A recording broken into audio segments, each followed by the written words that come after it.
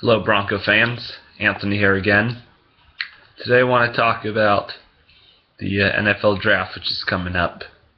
I got my take on who I think we're going to draft in this upcoming draft.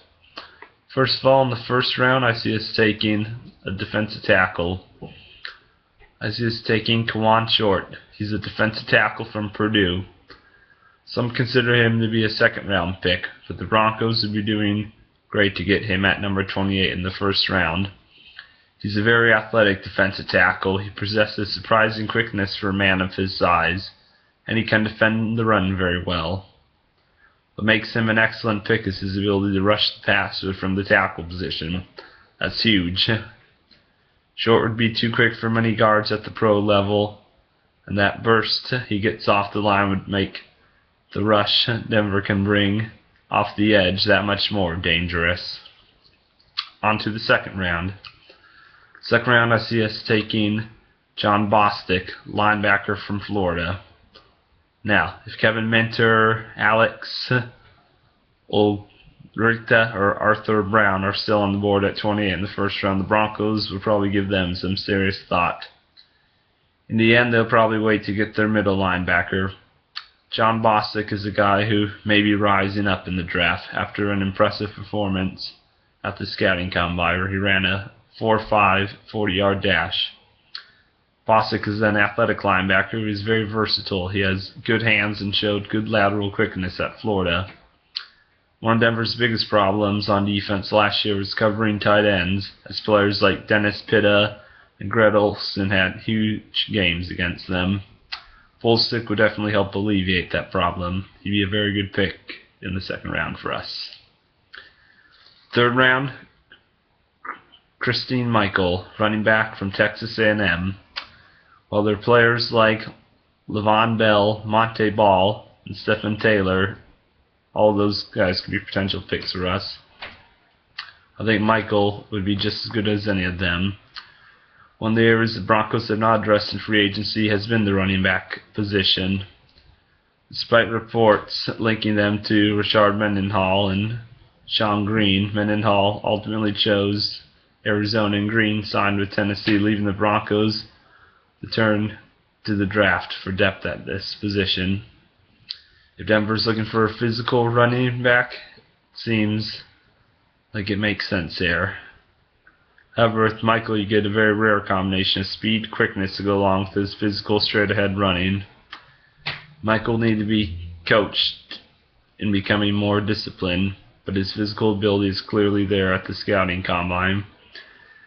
He was the top performer amongst all running backs in the bench press, vertical leap, broad jump, shuttle run, and 3-cone drill, along with running a 4.5 40-yard dash. Definitely be worth taking in the third round for us. On to the fourth round, T.J. McDonald, safety from USC. Had McDonald entered the draft last year, he probably would have been the second safety drafted behind Mark Barron.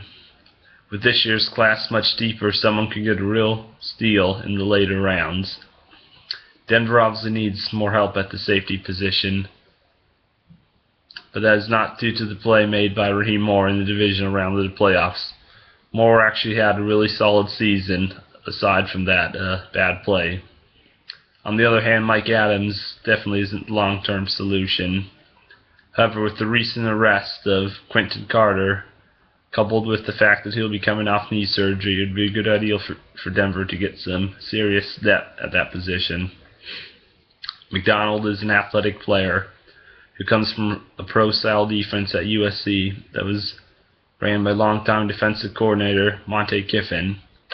McDonald will be well prepared for NFL offenses.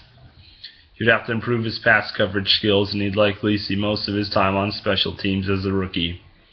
But the Broncos are able to develop him to their liking. He could turn into an excellent pro for us. Fifth round, Corey Fuller, wide receiver for Virginia Tech. Despite the signing of Wes Welker, the Broncos still could use more depth at the wide receiver position. It remains to be seen if Brandon Stokely and Matthew Willis will be back, and beyond that, they don't have much. Fuller is a raw potential, an all-around solid nucleus of receivers which Denver now possesses could be transformed into a great player. Fuller has a background in track that was evidenced by his 4.3 40-yard dash at the scouting combine.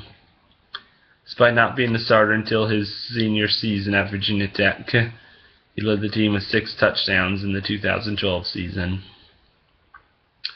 As he prepares for the draft, Fuller has been working out with former NFL receiver Antonio Freeman. Finally, on to the 7th round, as he is taking Tanner Hockenson, offensive tackle from Kansas. Hockenson is a converted tight end who could add depth along the line as a backup to the Ryan Clady or Orlando Franklin, as he played both tackle positions in college. A 4-year starter, Hockenson is not the biggest lineman, 6'5", 298 pounds, but he displays good footwork and blocking skills, especially in the running game. Hockenson is a very durable player who never missed a start at Kansas and would be a solid backup, very much worth the pick in the 7th round for us. Well, that's all the time for today, Bronco fans. I'm looking forward to seeing what we do in the draft this year. I've been impressed with our aggressiveness in the offseason so far.